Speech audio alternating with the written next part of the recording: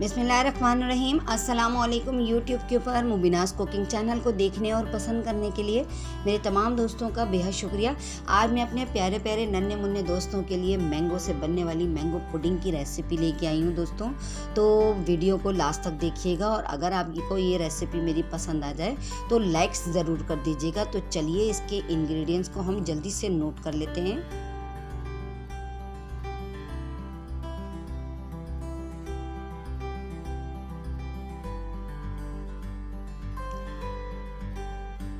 इसके अंदर मैंने 2 आम ले लिए हैं और 1 गिलास मैंने मिल्क का इस्तेमाल किया है और 1/4 कप कॉर्नफ्लावर, 1 नींबू का रस, 2 पिंच नमक का इस्तेमाल किया है और 3/4 कप चीनी। तो चलिए इसकी प्रिपरेशन की तरफ चलते हैं। सबसे पहले मैंने मैंगो को देखें छील के इसके क्यूब्स कर लिए हैं। मैं ब्लेंडर के जार में इसकी प्यूरी अच्छी सी तैयार कर लूँगी। इसके अंदर मैंने चीनी और 2 पिंच मैंने इसमें सॉल्ट का इस्तेमाल किया है और 3/4 कप दूध मैं इसमें शामिल कर दूंगी। 1/4 कप मैंने बचा लिया है। नमक, चीनी और मिल्क और मैंगो के क्यूब्स, इसके साथ में एक अच्छी सी प्यूरी तैयार करूंगी। देखिए मैंने प्यूरी तैयार कर ली है। अब मैं इसको एक सॉस पैन में डाल के कुक करने के लिए रखूँगी। मीडियम फ्लेम पे हम इसको बनाएंगे। कुक करने से पहले मैंने जो कॉर्नफ्लावर का इस्तेमाल किया है और 1/4 कप मैंने दूध बचा लिया था, उसके अंदर मैं कॉर्नफ्लावर को डिज़ोल्व कर लूँगी अच्छी तरीके से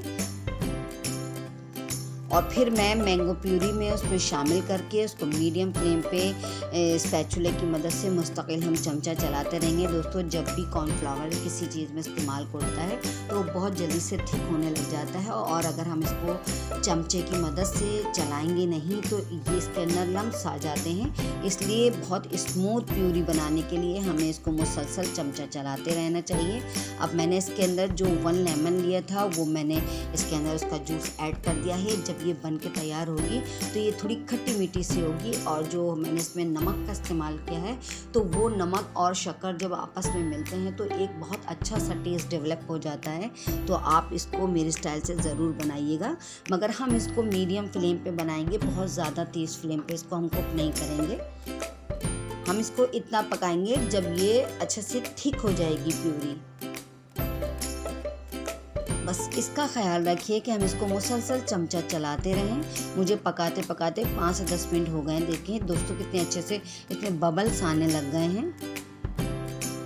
ये थोड़ी थोड़ी सी गाढ़ी भी अब दिख रही है।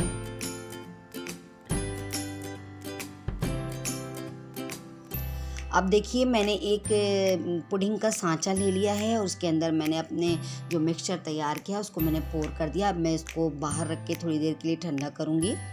तकरीबन 1 से 2 घंटे देखिए मैंने इसको ठंडा कर लिया है।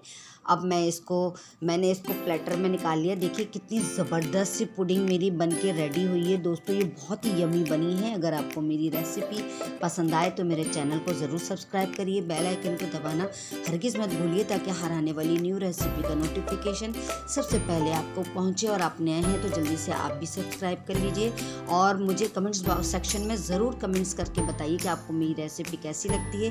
मुझे इंस्टाग्राम पे फॉलो करिए, मुझे फेसबुक पे फॉलो करिए मेरी रेसिपी को देखने के लिए। Thanks for watching. अल्लाह हाफिज़।